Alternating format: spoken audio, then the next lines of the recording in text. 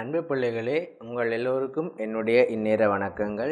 தரம் 11 வகுப்பைச் சேர்ந்த மாணவர்களுக்கான கத்தோலிக்க திருமறை பாடத்தினை கற்கின்ற மாணவர்களுக்கான அலகு 6 நாங்கள் இப்போது கற்பதற்காக இங்கு வந்திருக்கின்றோம். அந்த வகையிலே கத்தோலிக்க திருமறை பாடத்தினை பாடமாக கற்றுக்கொண்டு அப்பாடத்திலே தரம் 11 வகுப்பினைச் சேர்ந்த மாணவர்களுக்கு 6 அலகினை கற்பதற்காக இங்கு வந்திருக்கின்றோம். அந்த வகையிலே கத்தோலிக்க திருமறை பாடத்திலே தரம் 11 மாணவர்களுக்கான இப்பாட அலகினை நாங்கள் நோக்கும்போது இப்பாடத்தின் தேர்ச்சி மட்டம், கற்றல் பீறுகள் என்பவற்றினை நாங்கள் இப்போது உற்று நோக்க வேண்டும்.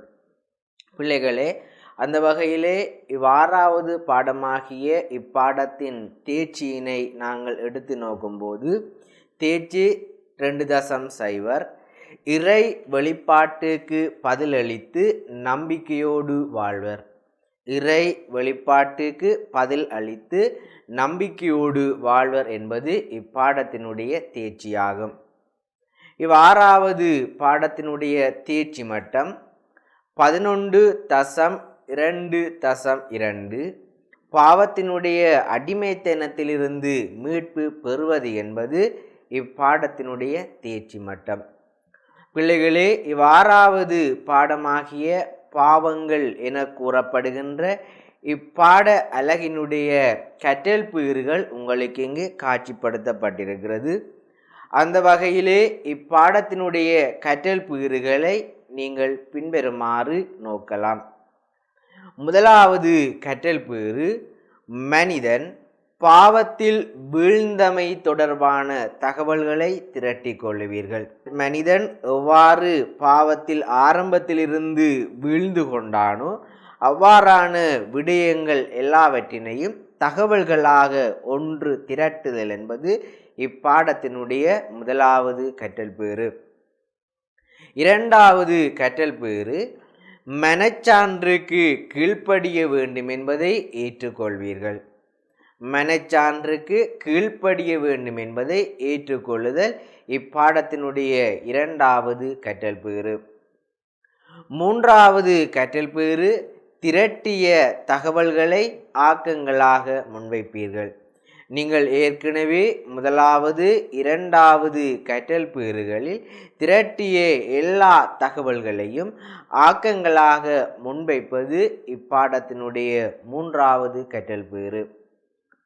4வது கற்றல் பீறு, சுவைக்கு அடிமையாகாமல் சரியான தீர்மானங்களை எடுக்க முயற்சிப்பீர்கள்.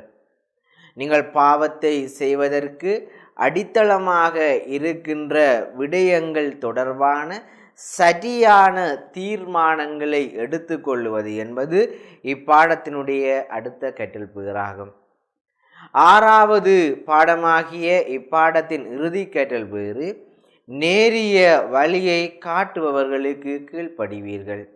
உங்களுக்கு சரியான வழியை காட்டுகின்றவர்களினுடைய பாதையை நீங்கள் தெரிந்து கொண்டு அதற்கு ஏற்ற வகையிலே கீழ்ப்படிந்து கொள்ளுகின்றவர்களாக மாறுவீர்கள்.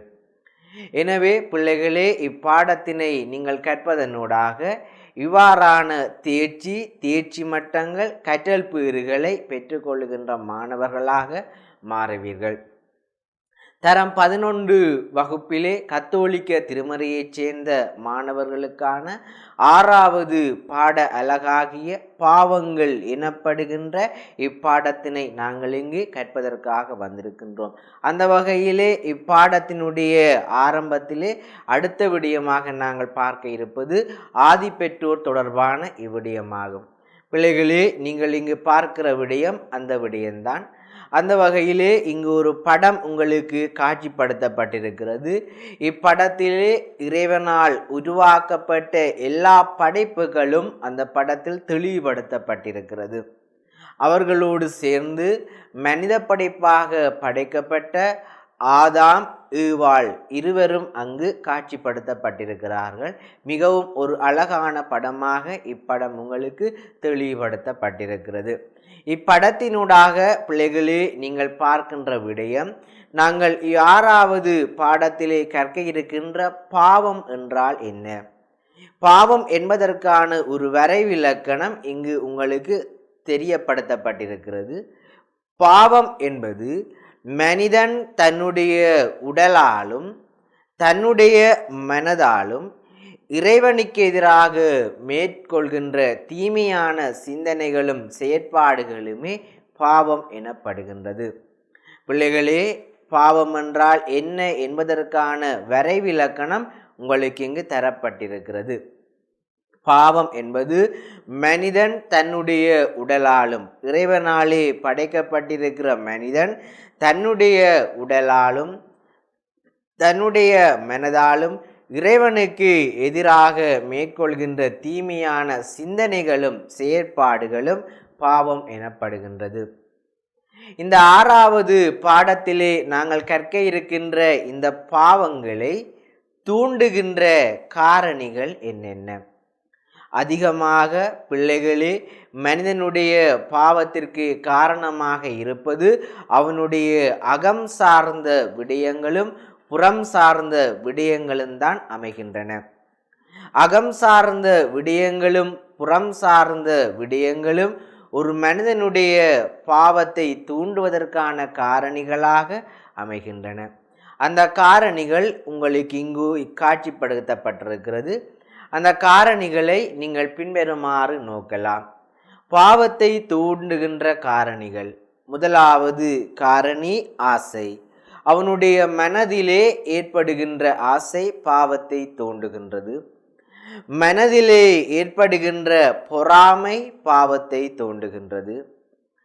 மனதிலே உருவாகுகின்ற தீமையான எண்ணங்கள் பாவத்தை தூண்டுகின்ற விடயங்களாக அமைகின்றன. மனிதனுடைய மனதிலே மிகுதியாக காணப்படுகின்ற கோப உணர்வுகள் பாவத்திற்கு காரணமாக அமைகின்றன. மனச்சான்றுக்கு எதிரான எண்ணங்கள், மனிதன் மனதிலே எதிராக தோன்றுகின்ற எண்ணங்களும் பாவத்திற்கு காரணமாக அமைகின்றன. எனவே பிள்ளைகளே, இவ்வாறான விடயங்கள் எல்லாம் ஒரு மனிதனுடைய மனதிலே பாவத்தை தூண்டுகின்ற காரணிகளாக அமைகின்றன. அடுத்து நீங்கள் இங்கே பார்க்கின்ற விடயம், இந்த பாவங்கள் என்பது தொடக்க நூலிலே எவ்வாறு அமைக்கப்பட்டிருக்கிறது? நீங்கள் உங்களுடைய பாட புத்தகத்திலே இந்த விடயத்தினை தெளிவாக பார்க்கலாம். தொடக்க நூலிலே இருந்து பாவம் எப்படி உருவாகியது என்பது தெளிவுபடுத்தப்பட்டிருக்கிறது. இந்த உலகத்திலே பாவம் தோன்றுவதற்கான காரணம் என்ன என்பதை தொடக்க நூல் ஆசிரியர் தெளிவாக அதை கூறியிருக்கிறார். அந்த விடயம் உங்களுக்கு இங்கு காட்சிப்படுத்தப்பட்டிருக்கிறது. பிள்ளைகளே, கடவுள் மண்ணால் மனிதனை உருவாக்கி அந்த மனிதனை தன்னுடைய சாயலிலே உருவாக்கி தன்னுடைய பாவனையாகவும் தன்னுடைய சாயலிலும் அந்த மனிதனை படைத்தார். அந்த மனிதனை படைத்துவிட்டு மனிதனுக்கான எல்லா படைப்புகளுமே படைக்கப்பட்டன. அவன் படைத்து ஆள்வதற்குரிய எல்லா விடயங்களும், அவன் பாதுகாத்து விருத்தி செய்வதற்குரிய எல்லா விடயங்களும், அவன் ஆண்டு நடத்தக்கூடிய எல்லா விடயங்களுமே அந்த மனிதனுக்கு கடவுளாலே கொடுக்கப்பட்டன. எல்லாம் மனிதனுடைய கைகளிலே கொடுக்கப்பட்ட பின்னர் கடவுள் அவனுக்கென்று சொல்லி சில வரையறைகளை கொடுப்பதை தொடக்க நூலாசிரியர் எங்களுக்கு எடுத்து காட்டுகின்றார். பிள்ளைகளே, கடவுள் மனிதனை படைத்து விட்டு தன்னால் படைக்கப்பட்ட மனிதன் தன்னுடைய கட்டளைக்கு கீழ்ப்படிந்து நடக்கின்றானா என்று பார்ப்பதற்காகவே கடவுள் அவனுக்கென சில வரையறைகளை கொடுக்கின்றார். இந்த தோட்டத்திலே எல்லாம் நீங்கள் செய்து கொள்ளலாம். இந்த தோட்டத்தில் இருக்கின்ற எல்லா மரத்தினுடைய கனிகளையும் நீங்கள் உண்ணலாம். ஆனால் தோட்டத்தின் நடுவில் இருக்கின்ற கனிகள், மரத்தினுடைய கனியை மட்டும் நீங்கள் உண்ணக்கூடாது என்று சொல்லி கடவுள் அந்த மனிதர்களுக்கு கட்டளையிட்டிருந்தார்.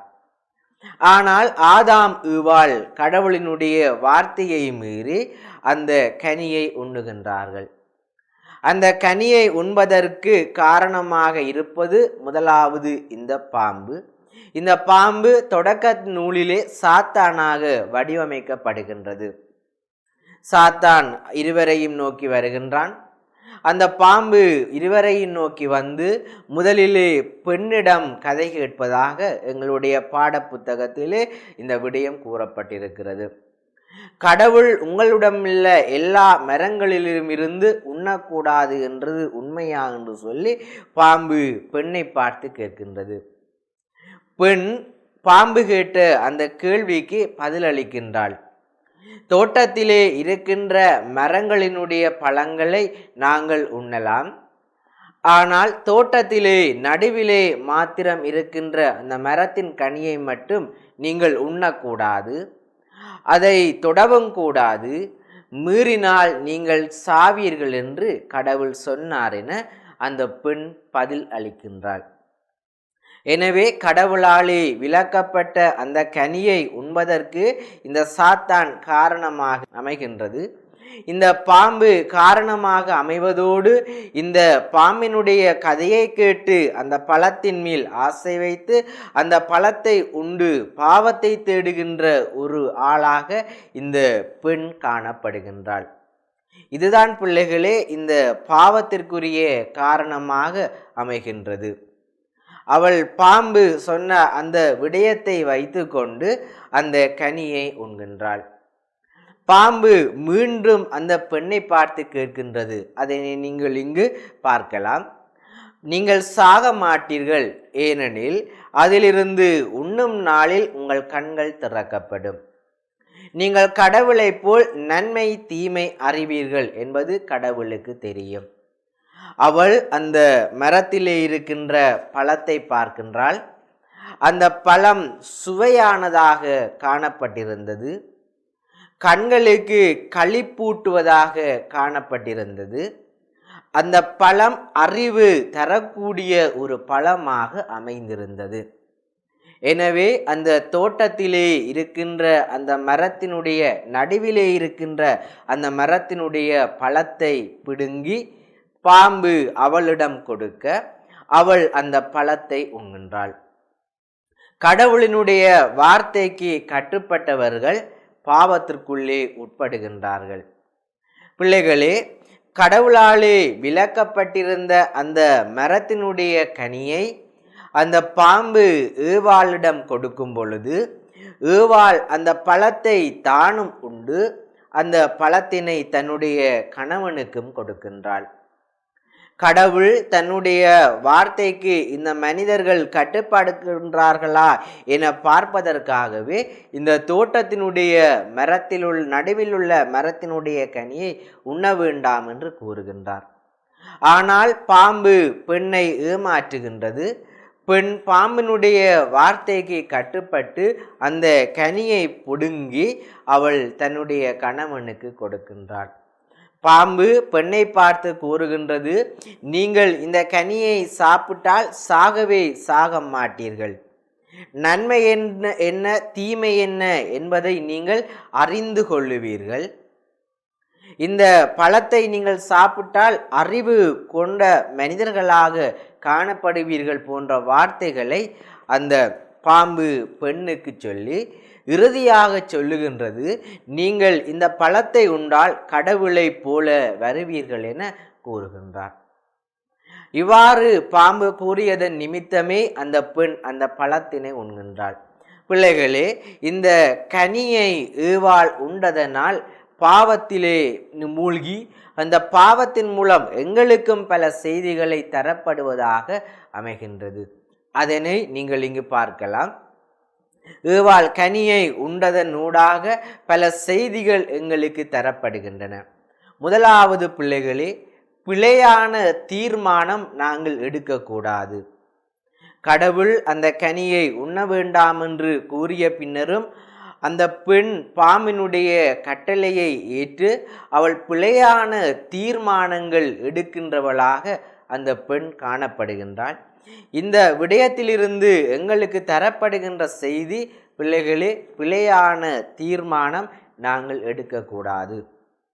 இரண்டாவது பிள்ளைகளே, மனச்சான்றுக்கு கீழ்ப்படிய வேண்டும். எங்களுடைய மனச்சான்று நன்மை எது தீமை எது என்பதை எங்களுக்கு சுட்டி காட்டுகின்றது. எனவே அந்த நன்மை என்ன தீமை என்ன என்பதை எங்களுக்கு சுட்டி காட்டுவதற்கு ஏற்ற வகையிலே நாங்கள் மனச்சான்றுக்கு கீழ்ப்படுகின்ற பிள்ளைகளாக உருவாக வேண்டும். மூன்றாவது, இறைவனுடைய கட்டளைக்கு கீழ்ப்படிய வேண்டும். இறைவன் தன்னாலே படைக்கப்பட்ட மனிதர்கள் தன்னுடைய வார்த்தையை கேட்டு அதன்படி கட்டுப்பட்டு போகின்றார்களா என்பதை பார்ப்பதற்காகவே நீங்கள் இந்த தோட்டத்தில் இருக்கின்ற எல்லா மரத்தில் உள்ள கனிகளையும் உண்ணலாம், ஆனால் நீங்கள் நடுவிலே இருக்கின்ற கனியை மட்டும் உண்ணக்கூடாது என்று சொல்லி அவர் பணிக்கின்றார். ஆனால் தன்னாலே படைக்கப்பட்ட மனிதர்கள், அந்த ஆதி பெற்றோர் இறைவனுடைய கட்டளைக்கு கீழ்ப்படிய மறுக்கின்றவர்களாக மாறுகின்றார்கள். எனவே நாங்கள் இறைவனுடைய கட்டளைக்கு கீழ்ப்படிந்து போகின்ற பிள்ளைகளாக மாற வேண்டும். ஆசையை தவிர்க்கின்றவர்களாக இருக்க வேண்டும். அந்த பெண் அந்த கனியை பார்க்கின்றாள். அந்த கனியை பார்த்தவுடன் அந்த கனி அவளுக்கு ஆசையை ஏற்படுத்துவதாக உருவாகுகின்றது. ஆசையை ஏற்படுத்துகின்ற உருவாகுகின்ற அந்த கனியை அவள் கண்டவுடன் அந்த கனியை உண்ண வேண்டும் என்ற எண்ணம் அவளுடைய மனதில் உருவாகுகின்றது. நாங்களும் எத்தனையோ ஆசைகளை எங்களுடைய மனதிலே வைத்திருப்போம். எனவே பிள்ளைகளே, நாங்கள் இவ்வாறான ஆசைகளை எங்களுடைய மனதிலே கொண்டிருப்பதனாலே தான் பாவத்துக்குள் உள்ளாக்கப்படுகின்றோம். எனவே நாங்கள் பாவத்திலிருந்து விடுபட வேண்டுமானால் ஆசையை எங்களிடமிருந்து தவிர்த்து கொள்ள வேண்டும். அடுத்த செய்தி பிள்ளைகளே, நன்மை தீமையை அறிந்து செயற்பட வேண்டும். நன்மை என்றால் என்ன, தீமை என்றால் என்ன என்பதை அறிந்து முடிவெடுக்கின்ற பிள்ளைகளாக நாங்கள் மாற வேண்டும். அந்த ஆதாம் ஏவாள் நன்மை தீமையை அறிந்து கொள்ளுகின்றவர்களாக மாறவில்லை. நாங்கள் அவ்வாறு இருக்கக்கூடாது. அடுத்து பிள்ளைகளே, நன்மை தீமையை அறிந்து நாங்கள் செயற்பட வேண்டும். நன்மை என்றால் என்ன, தீமை என்றால் என்ன என்பதை நாங்கள் அறிகின்ற பிள்ளைகளாக உருவாக வேண்டும். எனவே இவ்வாறான விடயங்கள் இந்த பாவத்தின் ஊடாக எங்களுக்கு தரப்படுகின்றது. பிள்ளைகளே, நீங்கள் அடுத்து பார்க்கின்ற விடயம், பாவத்தின் ஊடாக விசாரணை எவ்வாறு ஏற்படுத்தப்பட்டது.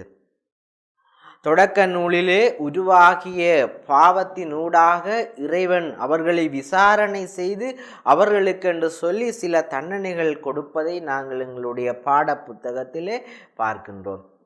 அந்த வகையிலே ஆதாம் ஏவாள் இருவருமே சாத்தான் ஆக வர்ணிக்கப்பட்ட அந்த பாம்பு கொடுத்த கனியை ஏவாள் உண்டு அவள் தன்னுடைய கணவனுக்கும் கொடுத்ததன் நிமித்தம் அவர்களினுடைய கண்கள் திறக்கப்பட்டன. அந்த கண்கள் திறக்கப்பட்டதனாலே அவர்கள் உணர்ந்து கொள்கிறார்கள். எப்படி என்று சொன்னால், தாங்கள் ஆடை இல்லாமல் இருக்கின்றார்கள் என்பதை. தாங்கள் ஆடை இல்லாமல் இருக்கின்றார்கள் என்பதை அறிந்து கொண்டவர்கள் ஓடி சென்று அத்திமர கிளைகளை ஆடையாக கட்டி அவர்கள் மரங்களிலே ஒளிந்து கொள்கின்றார்கள். மரங்களிலே ஒளிந்து கொண்டு இருக்கும் பொழுதுதான் இறைவன் தன்னால் படைக்கப்பட்ட மனிதர்கள் தோட்டத்திலே என்ன செய்கிறார்கள் என்பதை பார்ப்பதற்காக அங்கு வருகின்றார். அங்கே வரும்பொழுது அவர்களை காணவில்லை. கடவுள் அவர்களை காணாதபடியினால் உடனடியாக அவர்களை பெயர் சொல்லி அழைக்கின்றார். ஆதாம், ஆதாம், நீ எங்கே இருக்கின்றாய்? ஆதாம் பதில் சொல்லுகின்றான், ஆண்டவரே, நான் தோட்டத்திலே ஒளிந்திருக்கின்றேன். அவர் கூறுகின்றார், கடவுள், நீ ஏன் தோட்டத்தில் ஒளிந்திருக்கின்றாய்? அதற்கு ஆதாம் பதிலளிக்கின்றான், ஆண்டவரே, உம்மால் விலக்கப்பட்ட கனியை நாங்கள் உண்டு விட்டோம், அதனால் ஆடையின்றி இருக்கின்றோம் என்று சொல்லி கடவுளிடம் ஆதாம் பதில் கூறுகின்றான், நான் ஆடையின்றி இருக்கின்றேன் என்று. அவர் கேட்கின்றார், நீ ஆடையின்றி இருக்கின்றாய் என்று உனக்கு யார் சொன்னது? உண்ணக்கூடாது என்று நான் விலக்கிய மரத்திலிருந்து நீ அந்த கனியை உண்டாயு என்று கேட்கின்றார். இது பிள்ளைகளே ஆதாமிடம் கேட்கப்படுகின்ற கேள்வி. அவர்கள் கடவுளாலே விலக்கப்பட்ட அந்த கனியினை பெண் உண்டு அவள் தன்னுடைய கணவனுக்கும் கொடுத்ததனால் அவர்கள் ஆடையின்றி இருக்கின்றார்கள். இந்த விடயத்தினை நீங்கள் இந்த படத்திலே பார்க்கலாம். அடுத்து பிள்ளைகளே, இவ்வாறு கேட்கப்பட்ட விசாரணையிலிருந்து ஆதாமுக்கு சில தண்டனைகள் கொடுக்கப்படுகின்றது. ஆதாம் விலக்கப்பட்ட கனியை உண்டதனால் கடவுள் அவரிடம் விசாரணைகளை செய்து அந்த விசாரணையின் ஊடாக சில தண்டனைகளை வழங்குகின்றார். தொடக்க நூல் 3ஆம் அதிகாரம் 17 தொடங்கி 19வது வசனத்திலே நாங்கள் இந்த தண்டனைகளை பார்க்கலாம். முதலாவது, உன் பொருட்டு நிலம் சபிக்கப்பட்டுள்ளது. அதனை நீங்கள் இங்கு வடிவாக உற்று நோக்கலாம். இரண்டாவது கூறுகின்றார், உன் வாழ்நாளெல்லாம் வருந்தி அதன் பயனை நீ உழைத்து உண்பாய். நிலத்திலே நீ வியர்வை சிந்தித்தான் வாழ்நாளெல்லாம் உழைத்து அதிலே வருகின்ற பயனை நீ உழைத்து உண்பாய் என்பது அவருக்கு கொடுக்கப்பட்ட தண்டனை. முட்புதரையும் முட்செடிகளையும் உனக்கு அது முளைப்பிக்கும். நீ இவ்வாறு உழுகின்ற இந்த நிலமானது உனக்கு எப்போதும் முட்புதர்களையும் முட்செடிகளையுமே விளைவிப்பதாகவே காணப்பட்டிருக்கும். இந்த வயலிலே நீ உழுது அந்த வயல் வெளி பயிர்களையே நீ உண்பாய் எனவும் அவருக்கு தண்டனையாக வழங்கப்படுகின்றது. கடைசியாக கொடுக்கின்றார், நீ மண்ணிலிருந்து உருவாக்கப்பட்டதால் நீ அந்த மண்ணிற்கே திரும்புவாய் என்று சொல்லி ஆதாமுக்கு கடவுள் பல தண்டனைகளை கொடுக்கின்றார். அடுத்து பிள்ளைகளே, நீங்கள் பார்க்கின்ற விடயம், ஏவாளிடம் விசாரணை நடக்கின்றது. கடவுளிடம் ஆதான் கூறுகின்றார், நீ என்னோடு இருக்கும்படி எனக்கு தந்த அந்த பெண் இந்த கனியை எனக்கு தந்தாள் என்று சொல்லும் பொழுது கடவுள் ஏவாளை அழைக்கின்றார். நீ ஏன் இவ்வாறு செய்தாய் என கேட்கின்றார் ஏவாளிடம். அவள் கூறுகின்றாள், பாம்பு என்னை ஏமாற்றியது, நானும் உண்டேன் என்று கூறுகின்றாள். எனவே இரண்டாவது தண்டனையாக தன்னாலே படைக்கப்பட்ட பெண்ணாகிய ஏவாளுக்கு கொடுக்கின்றார். தொடக்க நூலிலே 3வது அதிகாரத்தில் 16வது வசனத்திலே நாங்கள் இதனை பார்க்கின்றோம். பிள்ளைகளே, அவளுக்கு கொடுக்கப்பட்ட தண்டனையிலே முதலாவது தண்டனை, உன் மகப்பேற்றின் வேதனையை நான் மிகுதியாக்குவேன். நீ குழந்தையை பெற்றுக்கொள்ளுகின்ற போது ஏற்படுகின்ற வேதனையை நான் இன்னும் உனக்கு மிகுதியாக்குவேன் என கூறுகின்றார். இரண்டாவது பிள்ளைகளே, வேதனையிலே நீ குழந்தைகளை பெற்றெடுப்பாய். நீ குழந்தைகளை பெற்றுக்கொள்ளும் போது வேதனையோடு தான் குழந்தைகளை பெற்றுக்கொள்ளுவாய். மூன்றாவது கூறுகின்றார், உன் கணவன் மேல் நீ வேட்கை கொள்வாய், அவனோ உன்னை ஆள்வான். நீ உன்னுடைய கணவன் மீது வேட்கை கொண்டிருக்கும் போது அவனே உன்னை ஆள்கின்றவனாக காணப்படுவான். எனவே பிள்ளைகளே, கடவுளாலே விலக்கப்பட்ட கனியை அந்த பாம்பினூடாக உண்டு கொண்டதால் ஆதாம் ஏவாளுக்கு கொடுக்கப்பட்ட தண்டனைகளாக நாங்கள் இந்த தண்டனைகளை பார்க்கின்றோம். பிள்ளைகளே, 6வது பாடமாகிய பாவங்கள் என கூறப்படுகின்ற இப்பாடத்திலே ஆதாமுக்கும் ஏவாளுக்கும் கடவுள் தண்டனையை கொடுத்த பின்பு அவர்கள் மேல் இரக்கம் கொள்ளுகின்றவராகவும் காணப்படுகின்றார். தன்னாலே படைக்கப்பட்ட அந்த மனித படைப்புகள் பாவம் செய்தாலும் கூட அவர்கள் மேல் இரக்கம் கொள்ளுகின்ற கடவுளாக அவர் காணப்படுகின்றார்.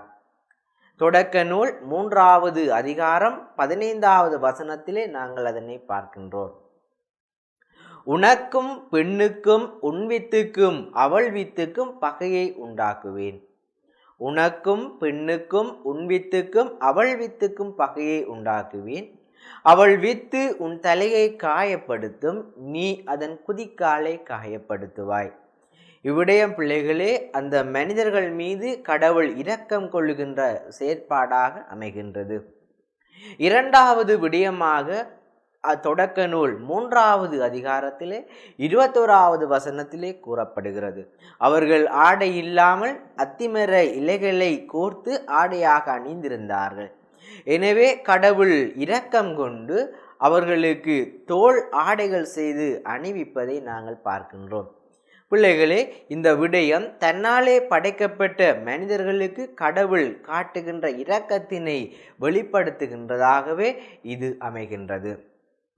பிள்ளைகளே, நீங்கள் பார்க்கின்ற அடுத்த விடயம் காயின் ஆபேலினுடைய கதை. இந்த காயின் ஆபேல் என்பது கடவுளாலே படைக்கப்பட்ட ஆதாம் ஏவாளுக்கு பிறந்த இரு பிள்ளைகள். இந்த இரு பிள்ளைகளுமே இறைவனுக்கு பலி ஒப்பு கொடுக்கின்ற பிள்ளைகளாக காணப்பட்டிருந்தார்கள். நீங்கள் அதனை இங்கு பார்க்கலாம். அந்த பலி ஒப்பு கொடுக்கின்ற விடயத்திலே இந்த காயின் கடவுளுக்கு அழுகி போயிருந்த பழங்களையும் கனிகளையுமே காணிக்கையாக வழங்குகின்றான். ஆபேல் தன்னுடைய நல்ல மந்தைகளை காணிக்கையாக கொடுக்கின்றார். எனவே காயின் ஆபேல் மேல் கோபம் கொள்கின்றான். தன்னுடைய பலியை கடவுள் ஏற்கவில்லை என்று சொல்லி தன்னுடைய சகோதரன் மேல் அவன் வெறுப்புணர்வு அடைகின்றான். சகோதரன் மேல் வெறுப்புணர்வு கொண்டு அவனை குத்தி கொலை செய்கின்றவனாக காயின் காணப்படுகின்றான். அதனாலே காயின் கடவுளினுடைய பார்வையிலே விசாரணை செய்கின்ற ஒருவனாக காணப்படுகின்றான். தொடக்க நூலிலே ஆதி பெற்றோர் மூலமாக கொண்டு வரப்பட்ட பாவம் பிள்ளைகளே அது மீண்டும் மீண்டும் காயின் ஆபேல் மூலமாக அது தொடர்ந்து ஏற்படுவதையே நாங்கள் தொடக்க நூலில் பார்க்கின்றோம். ஆகவே ஆண்டவர் காயினிடம், நீ ஏன் சினமுற்றிருக்கிறாய், உன் முகம் வாடியிருப்பது ஏன் என கேட்கின்றார். நீ நல்லது செய்தால் உயர்வடைவாய் அல்லவா? நீ நல்லது செய்யாவிட்டால் பாவம் உன்மேல் வேட்கை கொண்டு உன் வாயிலில் படுத்திருக்கும். நீ அதை அடக்கி ஆள வேண்டும் என அவர் கூறுகின்றார். மீண்டும் ஒரு தடவை பிள்ளைகளே, ஆண்டவர் காயினிடம், நீ ஏன் சினமுற்றிருக்கின்றாய், உன் முகம் வாடியிருப்பது ஏன்? நீ நல்லது செய்தால் உயர்வடைவாய் அல்லவா? நீ நல்லது செய்யாவிட்டால் பாவம் உன்மேல் வேட்கை கொண்டு உன் வாயிலில் படுத்திருக்கும். நீ அதை அடக்கி ஆள வேண்டும் என கடவுள் காயினிடம் கூறுவதை நாங்கள் பார்க்கின்றோம். இதற்கு அடுத்தபடியாக கடவுள் காயினிடம் கேட்கப்படுகின்ற சில கேள்விகள் உங்களுக்கு இங்கு காட்சிப்படுத்தப்பட்டிருக்கிறது. கடவுள் காயினிடம் கேட்கின்றார், உன் சகோதரன் ஆபேல் எங்கே என கேட்கின்றார். அதற்கு காயின் பதிலளிக்கின்றான், எனக்கு தெரியாது, நான் என்ன என் சகோதரனுக்கு காவலாளியா என கூறுகின்றார். ஒரு படம் உங்களுக்கு காட்சிப்படுத்தப்பட்டிருக்கிறது. பிள்ளைகளே, இந்த படத்திலே நீங்கள் பார்க்கிற விடயம் காயின் ஆபேலை கொலை செய்கின்ற ஒரு படமாக இது உங்களுக்கு காட்சிப்படுத்தப்பட்டிருக்கிறது. எனவே காயின் கடவுளை பார்த்து கேட்கின்றான், எனக்கு சொல்லுகின்றான், எனக்கு தெரியாது, நான் என்ன என் சகோதரனுக்கு காவலாளியா என கேட்கின்றார். அதனாலே கடவுள் காயினுக்கு தண்டனையை வழங்குகின்றார். தொடக்க நூல் 4வது அதிகாரம் 11 தொடங்கி 12 வசனங்களிலே இந்த தண்டனையை நாங்கள் பார்க்கின்றோம். காயின் ஆபேலை கொலை செய்த உடனே கடவுள் கொடுக்கின்றார் தண்டனை. பிள்ளைகளே, நீ சபிக்கப்பட்டிருப்பாய், எல்லோர் மத்தியிலும் நீ சபிக்கப்பட்ட மனிதனாக இருப்பாய். நீ மண்ணில் பயிரிடும் போது அது இனிமேல் ஒருபோதும் உனக்கு பயன் தராது. இந்த மண்ணிலே நீ பயிரிட்டு உண்ணும்போது இந்த மண்ணானது உனக்கு ஒருபோதுமே பலன் தராத மண்ணாகவே காணப்பட்டிருக்கும். நீ எப்பொழுதும் நாடோடியாகவே அலைந்து திரிவாய். பிள்ளைகளே, கடவுளால் காயினுக்கு கொடுக்கப்படுகின்ற தண்டனை, நீ எப்பொழுதும் நாடோடியாகவே அலைந்து திரிவாய். இதனால் கடவுள் என்ன செய்கிறார் என்று சொன்னால், பிள்ளைகளே, காயினை வேறொரு இடத்திற்கு அனுப்புகின்றார். அனுப்பும் பொழுது காயின் அங்கே பயப்படுகின்றான். அங்கே இருப்பவர்கள் என்னை கொலை செய்வார்களே என பயப்படுகின்றான். இவ்வாறு தன்னாலே மனிதன் உருவாக்கப்பட்டவன் என்பதை உணர்ந்த கடவுள் இந்த காயின் மேல் இரக்கம் கொள்ளுகின்றவராகவும் காணப்படுகின்றார். காயின் மேல் இரக்கம் கொள்ளுகின்ற கடவுள் பின்வருமாறு கூறுகின்றார். தொடக்க நூல் 4ஆம் அதிகாரம் 15வது வசனம். அப்படியன்று காயினை கொல்லுகின்ற இவனும் 7 முறை பழிவாங்கப்படுகின்றான் என்று சொல்லி காயினை கண்டுபிடிக்கும் இவனும் அவனை கொல்லாமல் இருப்பதற்காக ஆண்டவர் அவன் மேல் ஒரு அடையாளம் இடுகின்றார். பிள்ளைகளே, இங்கு காயின் மேல் கடவுள் கொள்கின்ற இரக்கத்தை நாங்கள் பார்க்கின்றோம். அவனை கொல்லுகின்ற இவனும் 7 முறை பழிவாங்கப்படுகின்றவனாகவே காணப்படுவான். எனவே அவனை பூமியில் எவரும் கொள்ளாதபடிக்கு அவன் மேல் ஓர் அடையாளத்தை இட்டு அக்காயின் மேல் கடவுள் இரக்கத்தை கொள்ளுகின்றவராக காணப்படுகின்றார். பிள்ளைகளே, இதனூடாக எங்களுக்கு தரப்படுகின்ற செய்தி, எங்கள் மேலும் இறைவனுடைய இரக்கத்தன்மை காணப்படுகின்றது. எனவே நாங்களும் கடவுள் முன்னிலையிலே இரக்கம் பெற்றவர்களாகவே காணப்படுகின்றோம். இதுதான் பிள்ளைகளே தொடக்க நூலிலிருந்து பாவம் உருவாகிய விதம். ஆதியிலே ஆதாம் ஏவாள் கடவுளாலே விலக்கப்பட்ட கனியை உண்டதனால் பாம்பின் நிமித்தம் அந்த கனியை உண்டு அவர்கள் பாவத்திற்கு உள்ளாக்கப்படுகிறார்கள். பாவத்திற்கு உள்ளாக்கப்பட்ட மனிதர்கள் தங்களினுடைய பிள்ளைகளை அவர்கள் உருவாக்குகின்றார்கள். இந்த பிள்ளைகளை உருவாக்குகின்றவர்கள் சென்மபாவத்திலே நிலை கொள்ளுகின்றவர்களாக அமைகின்றார்கள். அவர்களுக்கு பின்னர் அவர்களினுடைய பிள்ளைகளாகிய காயின் ஆபேல் இருவருமே மீண்டும் கொலை என்று சொல்லப்படுகின்ற பாவத்துக்கு உட்படுகின்றார்கள். எனவே இந்த பாவத்திலே விழுந்த மனிதர்களை இறைவன் இரக்கம் கொண்டு அவர்கள் மேல் பரிவிரக்கத்தை காட்டுகின்றார். நாங்களும் பிள்ளைகளே நேரிய வழியில் நடக்க வேண்டும் என்று சொன்னால் எங்களுக்கும் பல உதவிகளை செய்கின்றார்கள். நாங்களும் நேரிய வழியிலே நடப்பதற்கு எங்களினுடைய மனச்சான்று காரணமாக அமைய வேண்டும். நல்லது தீயது, நன்மை தீமை, எது செய்ய வேண்டும் எது செய்யக்கூடாது போன்ற விடயங்களை எங்களுக்கு கற்றுத்தருகின்ற ஒன்றாக இந்த மனச்சான்று அமைகின்றது. இரண்டாவது பிள்ளைகளே, பெற்றோரும் பெரியோரும் நாங்கள் நேரிய வழியிலே நடப்பதற்கு இந்த பெற்றோர்களும் பெரியோர்களும் எங்களுக்கு வழிகாட்டுகின்றவர்களாக காணப்படுகின்றார்கள். அவர்கள் எங்களை நன்னெறியிலே வழிநடத்துகின்ற பாத்திரங்களாக அவர்கள் அமைகின்றார்கள். மூன்றாவது சமய தலைவர்கள். எங்களுக்கென்று சமயத்திலே இருக்கின்ற சில தலைவர்கள் எங்களை நேரிய வழியிலே நடக்க உதவி செய்கின்றார்கள். குருக்கள், துறவிகள், கன்னியர்கள் மற்றும் மறையாசிரியர் என பலர் எங்களை நேரிய வழியில் நடப்பதற்கென்று உதவி செய்ய வழிவகுக்கின்றார்கள். பாடசாலைகளிலே எங்களுக்கு கற்றுத்தருகின்ற ஆசிரியர்களும் எங்களை நேரிய வழியில் நடப்பதற்கு கற்றுத்தருகின்றார்கள். நாங்கள் நல்ல விடயங்களை தெரிந்து கொள்வதற்கும் தீமையான விடயங்களை விட்டுவிடுவதற்கும் இறைவனுடைய இரக்கத்தினை நாங்கள் பெற்றுக்கொள்வதற்கும் வழிவகுக்கின்றவர்களாக பாடசாலையிலே எங்களை கற்றுத்தருகின்ற ஆசிரியர்களும் அமைகின்றார்கள். எனவே பிள்ளைகளே, நாம் நேரிய வழியில் நடக்க உதவுகின்றவர்கள் உங்களுக்கு யார் என்பது இங்கு காட்சிப்படுத்தப்பட்டிருக்கிறது. நீங்கள் அந்த விடயத்தினை தெளிவாக இங்கு பார்க்கலாம். பிள்ளைகளே, தொடக்க நூலிலே ஆதாம் ஏவாள் மூலம் உருவாகிய பாவம் மீண்டும் அவர்களினுடைய பிள்ளைகளாகிய காயின் ஆபேல் மூலமாக அது தொடர்ந்து வருகின்றதை நாங்கள் இப்போது கற்றுக்கொண்டோம். காயின் ஆபேல் மூலமாக உருவாகிய பாவம் அவர்களினுடைய சந்ததி ரீதியாக கடத்தப்படுகின்றது. எனவே மண்ணுலகிலே உருவாகிய அனைத்து மனிதர்களும் ஆரம்பத்திலே பாவத்திலே நிலை கொள்கின்றவர்களாக காணப்பட்டிருந்தார்கள். நோவாவினுடைய காலத்திலே நடந்த விடயங்கள் உங்களுக்கு இங்கு காட்சிப்படுத்தப்பட்டிருக்கிறது.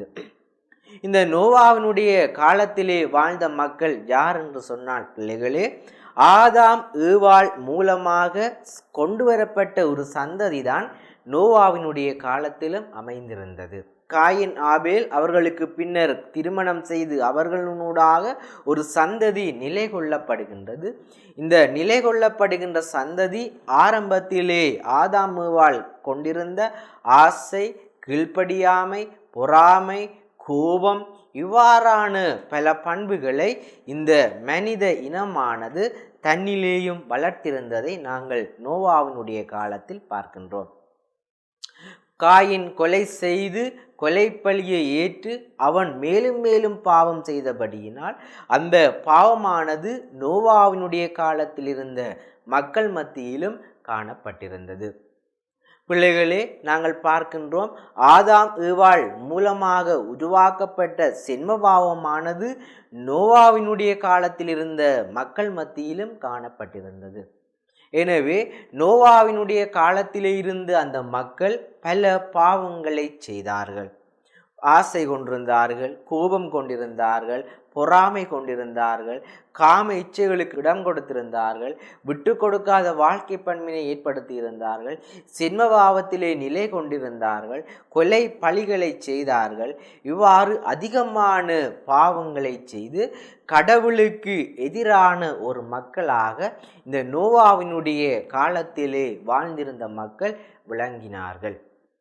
இந்த விடயத்தினாலே கடவுள் இந்த மக்களை அழிக்க வேண்டும் என திட்டம் கொள்கின்றார். இவ்வாறு காணப்படுகின்ற இந்த மக்களினுடைய செயற்பாடுகளை தொடர்ந்து நாங்கள் விட்டோம் என்று சொன்னால் இந்த விடயங்கள் தொடர்ந்து மீண்டும் மீண்டும் பரம்பரையாக கடத்தப்பட்டு மக்கள் மத்தியிலே உருவாகும் என்பதை உணர்ந்த கடவுள் நோவாவினுடைய காலத்திலே பாவத்தில் மூழ்கி இருந்த அந்த மக்களை அழிக்க வேண்டுமென திட்டம் கொள்கின்றார். ஆதி பெற்றோர் மூலமாக கொண்டு வரப்பட்ட பாவம் நோவாவினுடைய காலத்திலே அதிகரித்ததை கடவுள் இங்கு வெளிப்படுத்துகின்றார். எனவே தொடக்க நூல் ஆசிரியர் ஆதாம்புவால் மூலமாக உருவாக்கப்பட்ட பாவம் எவ்வாறு நோவாவினுடைய காலத்திலும் காணப்பட்டது என்பதை தெளிவாக எங்களுக்கு சுட்டி காட்டியிருப்பதை உங்களுக்கு இங்கு நான் காட்சிப்படுத்தி இருக்கின்றேன். பிள்ளைகளே, மண்ணுலகிலே பாவமானது அதிகரித்ததனால் கடவுள் மண்ணுலகை வெள்ளப்பெருக்கினால் அழிக்கின்றார். எனவே கடவுள் நோவாவை அழைத்து நோவாவுக்கென சில வரையறைகளை கொடுக்கின்றார். நான் இந்த பூமியிலே 40 நாட்கள் வெள்ளப்பெருக்கினை வரச் செய்ய போகின்றேன். 40 இரவும் 40 பகலும் மழை பெய்ய செய்து இந்த பூமியிலே இருக்கின்ற மக்கள் எல்லாவற்றினையும் நான் அழிப்பதற்கு திட்டமிட்டிருக்கின்றேன். இதனாலே நீ ஒருவன் மட்டும் நீதிமானாக இருப்பதனால் நீயும் உன் குடும்பத்தாரும் பாதுகாக்கும்படி கேவரு மரத்தினால் ஒரு பீழை ஒன்றினை செய்து கொள்ளுமாறு கடவுள் நோவாவினை பணிக்கின்றார்.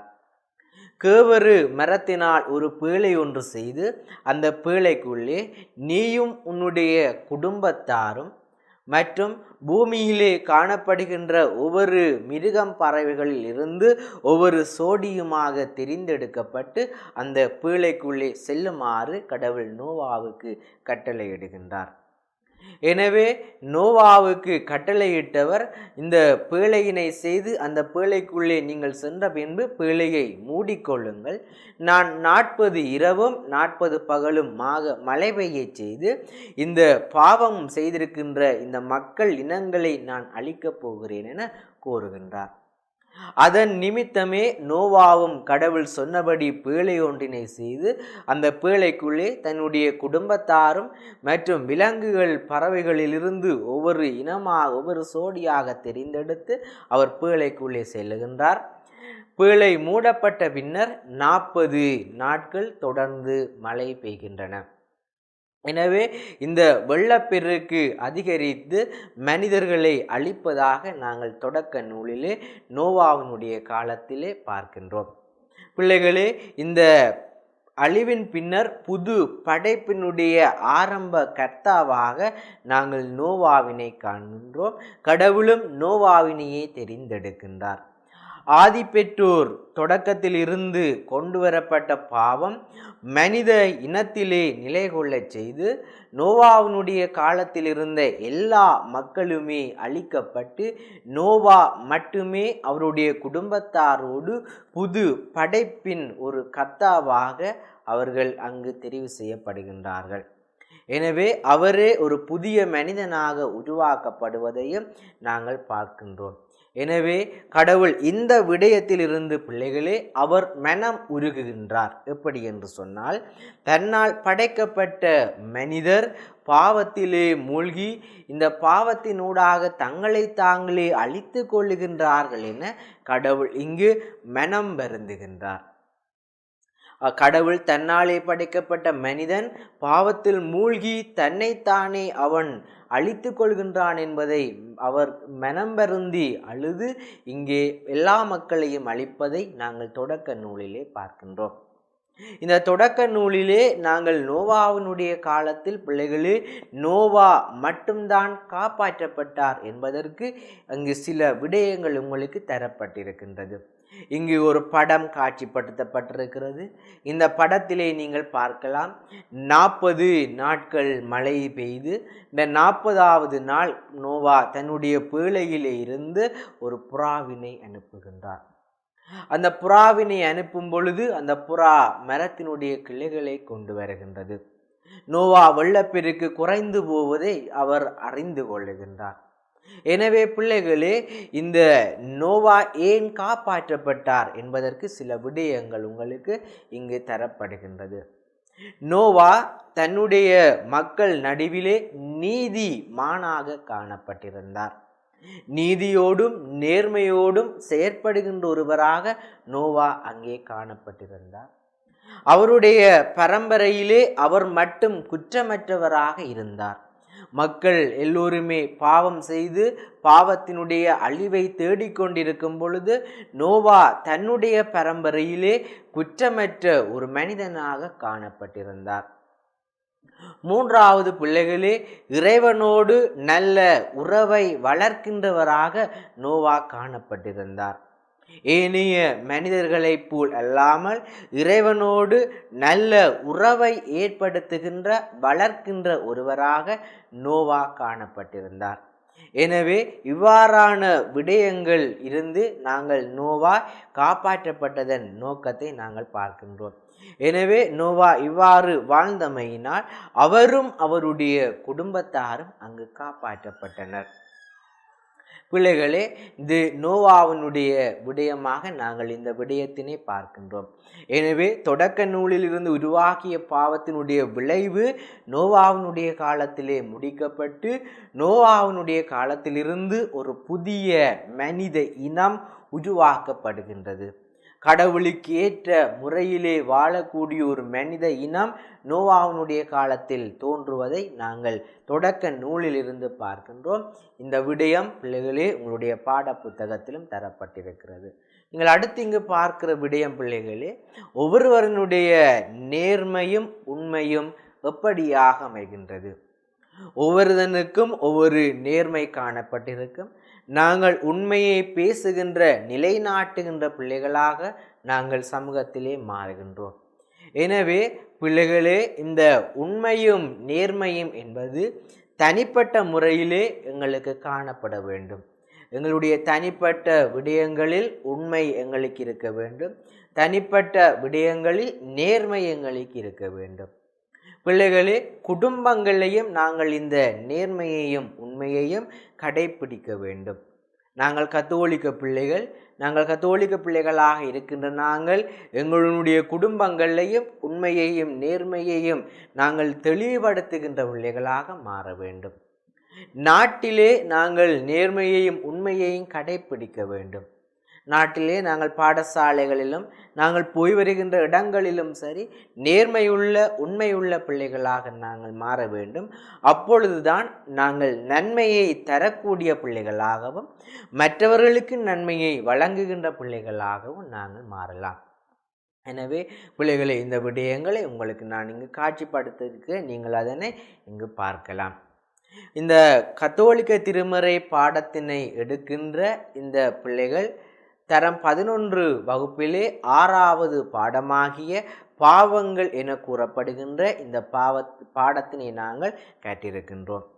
எனவே பிள்ளைகளே, இந்த பாடத்திலே பாவம் எவ்வாறு உருவாகியது, இந்த பாவத்தினை ஏற்படுத்துவதற்கு காரணமாக இருந்தது என்ன, இந்த பாவம் ஏன் உலகத்திலே உருவாகியது போன்ற பல விடயங்களை நாங்கள் பார்த்திருக்கின்றோம். கடவுள் தன்னாலே உருவாக்கப்பட்ட மனிதர்கள் தன்னுடைய வார்த்தைக்கு கட்டுப்பட்டு போகின்றார்களா என பார்ப்பதற்காக அவர் அந்த மனிதர்களை கூப்பிட்டு, நீங்கள் இந்த தோட்டத்திலே இருக்கின்ற எல்லா மரத்தினுடைய கனிகளையும் உண்ணலாம், ஆனால் தோட்டத்தின் நடுவில் இருக்கும் கனிகளை மட்டும் உண்ணக்கூடாது என்று கூறுகின்றார். சாத்தான் பாம்பு வடிவத்திலே வந்து அங்கிருந்து அவர்களை ஏமாற்றுகின்றது. ஏவாளை பார்த்து கடவுள் இந்த தோட்டத்தில் இருக்கும் மரத்தினுடைய கனியை உண்ணக்கூடாதென்றது உண்மையா என்று கேட்டது. அதற்கு அவள் ஆம் என்று பதிலளித்த போது பாம்பு அவளை ஏமாற்றுகின்றது.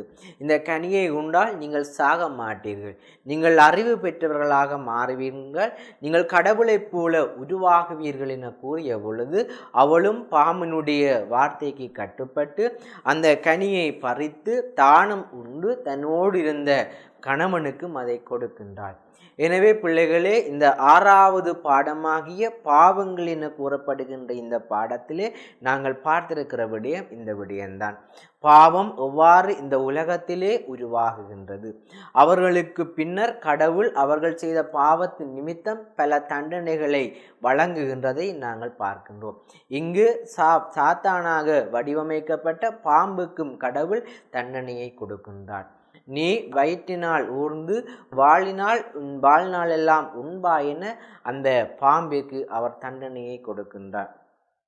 பிள்ளைகளே, இங்கு நாங்கள் பார்க்கின்றோம், இந்த ஆதாம் ஏவாளினுக்கு பின்னர் அவர்களுடைய பிள்ளைகளாகிய காயின் ஆபேலினுடைய கதையை பார்க்கின்றோம். காயின் ஆபேலை கொலை செய்து கொலை பலியை ஏற்ற போதும் கூட கடவுள் அவர் மேல் இரக்கம் கொள்கின்றார். அதற்கு பின்னர் நாங்கள் பார்த்தோம் பிள்ளைகளே, நோவாவினுடைய காலம். ஆதி பெற்றோரினுடைய காலத்திலே இருந்து உருவாகிய பாவமானது நோவாவினுடைய காலத்திலே அதிகரிக்கின்றது.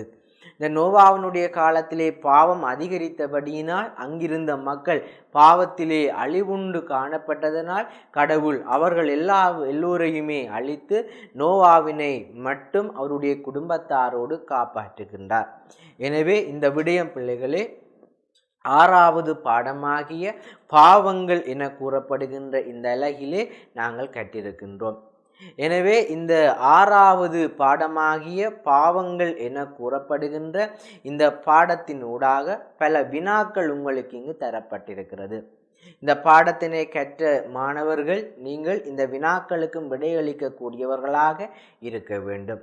அந்த வகையிலே 6வது பாடமாகிய பாவங்கள் என கூறப்படுகின்ற இந்த பாடத்தினுடைய 1வது வினாவை நாங்கள் இங்கு பார்க்கலாம். 1வது வினா பிள்ளைகளே, பாவத்தை தூண்டும் காரணிகள் எவை என்பதுதான் இங்கு தரப்பட்டிருக்கிற 1வது வினா.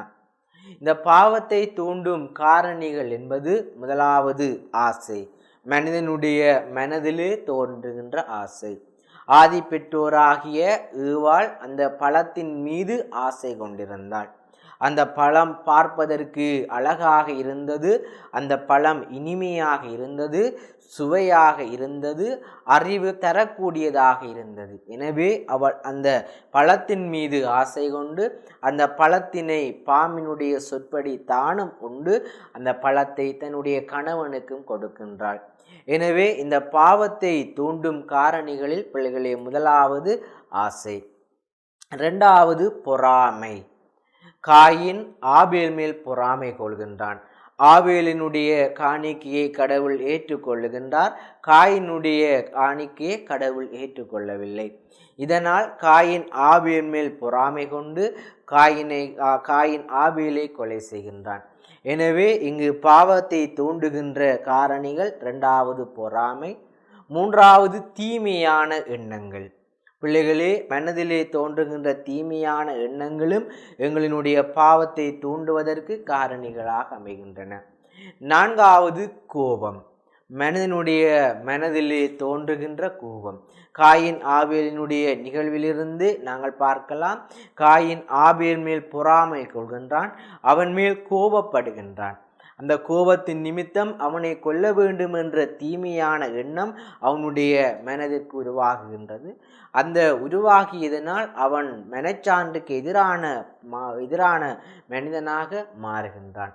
எனவே மனச்சான்றுக்கு எதிரான எண்ணங்களை மனதிலே ஏற்படுத்துதல், இவ்வாறான விடயங்கள் பிள்ளைகளே ஒரு மனிதனுடைய மனதிலே பாவத்தை தூண்டக்கூடிய காரணிகள் என்று சொல்லி நாங்கள் பார்க்கின்றோம். இதனை விட புறக்காரணிகள் பல இருக்கின்றன. புறக்காரணிகளாக இருக்கின்றவையும் மனிதனுடைய மனதிலே பாவத்தை தூண்டுகின்றதாக அமைகின்றது. பிள்ளைகளே, இந்த 6வது பாடமாகிய பாவங்கள் என கூறப்படுகின்ற இப்பாடத்திலே 2வது வினா உங்களுக்கு காட்சிப்படுத்தப்பட்டிருக்கிறது. இந்த இரண்டாவது வினாவிளிகளே ஏவாள் கனியை உண்டதனால் ஏற்பட்ட பாவத்தின் நிமித்தம் தரப்படுகின்ற செய்திகள் என்னென்ன? ஆதி பெற்றோராக காணப்பட்டிருந்த ஏவாள் பாம்பினுடைய சொல்லை கேட்டு அந்த பழத்தை உண்கின்றாள். அவள் அந்த பழத்தை உண்டதன் நிமித்தம் எங்களுக்கு தரப்படுகின்ற செய்திகள் என்னென்ன? முதலாவது பிள்ளைகளே, பிழையான தீர்மானம் எடுக்கக்கூடாது. அவள் அந்த பழத்தை உண்டது பிழையான தீர்மானமாக அமைகின்றது. காயின் ஆபேலை கொலை செய்தது பிழையான தீர்மானமாக இருக்கின்றது. எனவே நாங்கள் எந்த ஒரு நேரத்திலையும் பிழையான தீர்மானங்களை எடுக்கக்கூடாது.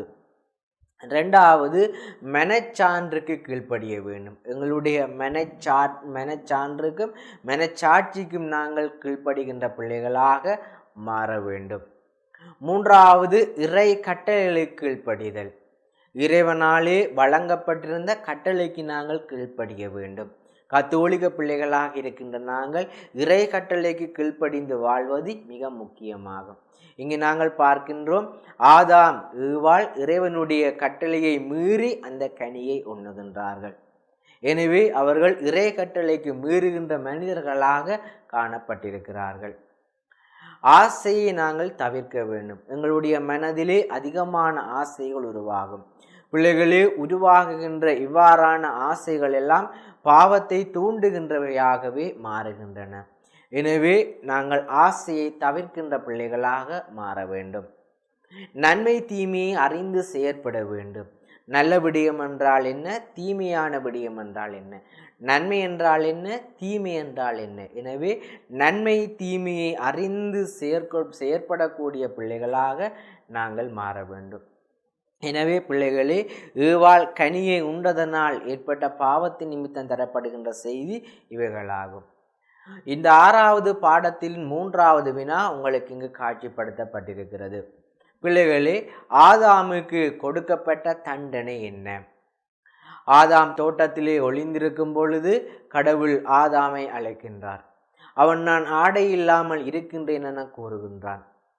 அதற்கு கடவுள் ஆதாமை பார்த்து கேட்கின்றார், நீ ஆடையின்றி இருப்பது என்பது உனக்கு எவ்வாறு தெரியும்? அதற்கு அவர் சொல்லுகின்றார், உம்மாலே விலக்கப்பட்டிருந்த அந்த கனியை அந்த பெண் உண்டாள், அவள் அதை எனக்கும் தந்தால் நான் உண்டேன், ஆடை இல்லாமல் இருந்தது தெரிய வந்ததென. பிள்ளைகளே, இந்த செயற்பாட்டின் நிமித்தம் ஆதாமுக்கு இறைவனால் பல தண்டனைகள் கொடுக்கப்படுகின்றன. உன் பொருட்டு நிலம் சபிக்கப்பட்டிருக்கும். இரண்டாவது, வாழ்நாளெல்லாம் வருந்தி அதன் பயனையே நீ உழைத்து உண்பாய். உன்னுடைய வாழ்நாளெல்லாம் நீ வருந்தி அதனுடைய பயனை உழைத்து உண்ணுகின்றவராகவே நீ காணப்பட்டிருப்பாய். இந்த நிலமானது உனக்கு எப்பொழுதும் முட்செடியையும் முட்புதரையுமே உனக்கு முளைப்பிக்கும். இந்த நிலத்திலே முட்செடியும் முட்புதரும் தான் எப்போதும் விளைந்து காணப்பட்டிருக்கும். வயல்வெளி பயிர்களையே நீ உண்பாய். இந்த வயலை நீ உழுது இந்த வயலிலே வருகின்ற பயிர்களையே நீ உண்பாய் என கூறுகின்றார். நீ மண்ணால் படைக்கப்பட்டதனால் நீ மண்ணுக்கே திரும்புவாய் என பல தண்டனைகளை வழங்குகின்றார். எனவே பிள்ளைகளே, இவ்வாறான தண்டனைகள் ஆதாமுக்கு கடவுளால் கொடுக்கப்படுவதை நாங்கள் பார்க்கின்றோம். பாவங்கள் என கூறப்படுகின்ற இந்த 6வது பாடத்தினுடைய 4வது வினா, காயினுக்கு கொடுத்த தண்டனை என்ன? பிள்ளைகளே, காயின் தன்னுடைய பலியை கடவுள் ஏற்கவில்லை என அறிந்து உடனடியாக அவன் தன்னுடைய தம்பியாகிய ஆபேலை கொலை செய்கின்றான். இந்த ஆபேலை கொலை செய்த பின்பு கடவுளால் விசாரணைக்குட்படுத்தப்பட்டு அவனுக்கென சில தண்டனைகள் கொடுக்கப்படுகின்றன. முதலாவது தண்டனை, நீ சபிக்கப்பட்டிருப்பாய். எல்லா மனிதர்களுக்குள்ளேயுமே நீ சபிக்கப்பட்ட மனிதனாக இருப்பாய். இரண்டாவது கூறுகின்றார், நீ இந்த மண்ணிலே பயிரிடும் போது இந்த மண் இனிமேல் ஒருபோதும் உனக்கு பயன் தராது. இந்த மண்ணானது உனக்கு இனி ஒருபோதும் பயன் தராத மண்ணாகவே இருக்கும். மூன்றாவது, நீ நாடோடியாகவே திரிவாய். இந்த பூமியிலே நீ ஆபேலை கொலை செய்ததன் நிமித்தம் நாடோடியாகவே அலைந்து திரிவாய் என கூறுகின்றார். பிள்ளைகளே, இதன் நிமித்தம் அவனுக்கென கடவுள் இரக்கத்தை காட்டுவதையும் நாங்கள் பார்க்கின்றோம். எனவே இவ்வாறான வினாக்கள் உங்களுக்கு இந்த 6வது பாடமாகிய இப்பாடத்தினூடாக தரப்பட்டிருக்கிறது. இப்பாடத்தினுடைய 5வது வினா, நோவா ஏன் காப்பாற்றப்பட்டார்? பிள்ளைகளே, ஆதி பெற்றோர் மூலமாக கொண்டு வரப்பட்ட பாவமானது காயின் ஆபேல் மூலமாக கடத்தப்பட்டு பின்னர் நோவாவினுடைய காலத்திலே அதிகரித்திருந்தமையை நாங்கள் தொடக்க நூலிலும் எங்களுடைய பாட புத்தகத்திலும் பார்க்கின்றோம். நோவாவினுடைய காலத்திலே இது பாவமானது அதிகரித்திருந்தமையினால் நோவாவும் அவருடைய குடும்பத்தாரும் காப்பாற்றப்படுகிறார்கள். ஏன் இந்த நோவா காப்பாற்றப்பட்டார் என்பதுதான் உங்களுக்கு இங்கு வினாவாக காட்சிப்படுத்தப்பட்டிருக்கிறது. முதலாவது பிள்ளைகளே, அவர் ஒரு நீதிமான். அங்கிருந்த எல்லா மக்களிடையிலேயும் நீதிமானாக தெரிவு செய்யப்பட்டவர் இந்த நோவா. இரண்டாவது, அவர் தன்னுடைய பரம்பரையிலே குற்றமற்றவராக காணப்பட்டிருந்தார். தன்னுடைய பரம்பரையில் குற்றமற்ற மனிதராக அவர் காணப்பட்டிருந்தார். மூன்றாவது, இறைவனோடு நல்ல உறவை வளர்த்தெடுக்கின்றவராக காணப்பட்டிருந்தார். அவர் நீதிமான், தன்னுடைய பரம்பரையில் குற்றமற்ற மனிதர், இறைவனோடு நல்ல உறவை வளர்த்தெடுக்கின்றவராகவும் காணப்பட்டிருந்தார். எனவே பிள்ளைகளே, இந்த விடயங்கள் நிமித்தமே நோவா காப்பாற்றப்பட்டிருந்தார்.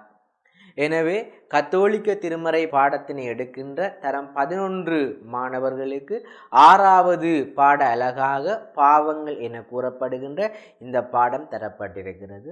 இந்த பாடத்திலே பிள்ளைகளே, நீங்கள் பல விடயங்களை இப்போது கற்றிருக்கின்றீர்கள். பாவம் என்றால் என்ன?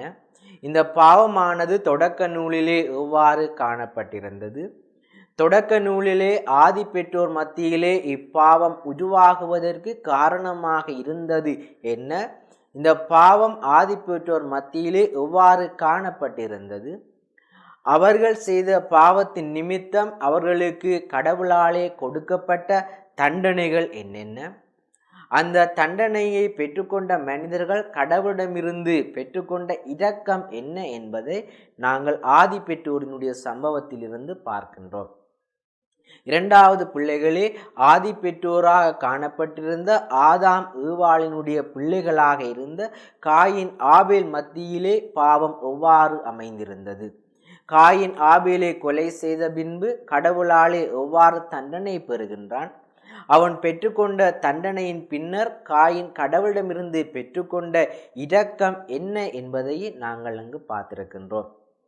மூன்றாவது, ஆதி பெற்றோர் மூலமாக கொண்டு வரப்பட்ட பாவம் காயின் ஆபேல் மூலமாக கடத்தப்பட்டு நோவாவினுடைய சந்ததியிலே எவ்வாறு அமைந்திருந்தது? நோவா எவ்வாறு அந்த பேழையில் இருந்து காப்பாற்றப்பட்டார் என்பதும் நாங்கள் இங்கு பார்த்திருக்கின்றோம். எனவே நல்ல நெறியிலே நாங்கள் நடப்பதற்கு எங்களுக்கு உதவி செய்கின்றவர்கள் யார் என்பதையும் நாங்கள் இந்த பாடத்திலே பார்த்திருக்கின்றோம். இந்த பாடத்தில் பல வினாக்களும் உங்களுக்கு தரப்பட்டிருக்கின்றன. எனவே இந்த பாடத்திலே கூறப்பட்டிருக்கின்ற எல்லா விடயங்களையும் நீங்கள் நல்ல முறையிலே செவிமடுத்திருப்பீர்கள்.